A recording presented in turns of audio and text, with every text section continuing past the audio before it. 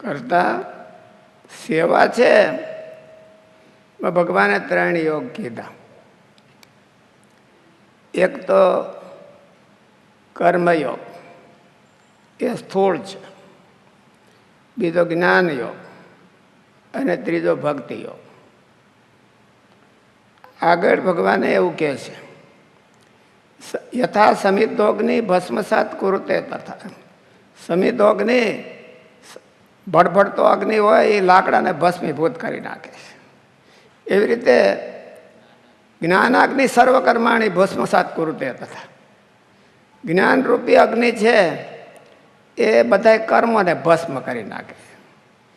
એટલે ગીતાને સમજવી થોડી કઠણ પડે એવું છે. બધી એને સારી ભાષામાં કહી તો અત્યારના વૈજ્ઞાનિકો શું કે સાયન્ટિફિક મેનેજમેન્ટ હોય કે વાય, વોટ અને હાવ એ ત્રણેય ભેળા છે કે અનોખા છે? એક જ ક્રિયા કરતા હોય તો એમાં વાય આવે કે આ ક્રિયા તમે શા માટે કરો છો, અને એ ક્રિયા હાવ, એ ક્રિયા તમે કેવી રીતે કરવાના છો, અને શું કરો છો તો વોટ. તો ભક્તિ યોગ છે એ વાયની જગ્યાએ છે,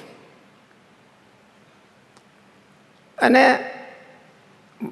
હાવની જગ્યાએ જ્ઞાન યોગ છે, અને વોટની જગ્યાએ કર્મયોગ છે.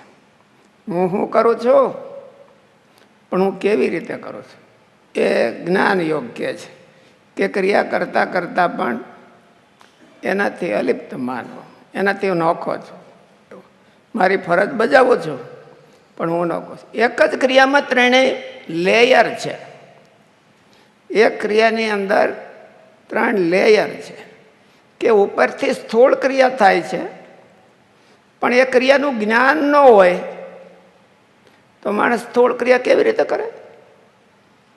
રસોઈ કરવી છે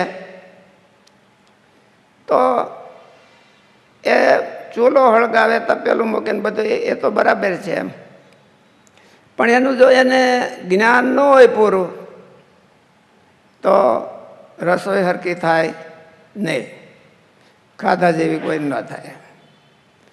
એટલે એની અંદર જ્ઞાન હોતે છે. સ્થૂળ ક્રિયા કરતો જાય અને જ્ઞાનથી કરતો જાય.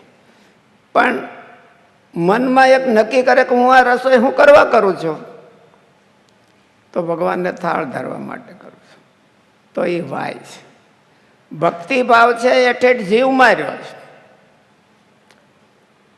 અલિપ્તપણું છે એ પછી આગળ રહ્યું અંતઃકરણથી, અને ક્રિયા છે એ દેહ કરીને કરતો હોય. એટલે 3 બાના કીધા નોખો પડવા માટે. એટલે ક્રિયા કરતો જાય અને હું એનાથી નોખો છું એવું સંભાળતો જાય, પાછું એવું હતે સંભાળતો જાય કે હું શું કરવા ક્રિયા કરું છું, ભગવાનને રાજી કરવા માટે કરું. તો એ ક્રિયા એને બંધનરૂપ ન થાય, એને જલ્દી બંધનમાંથી છૂટી જાય.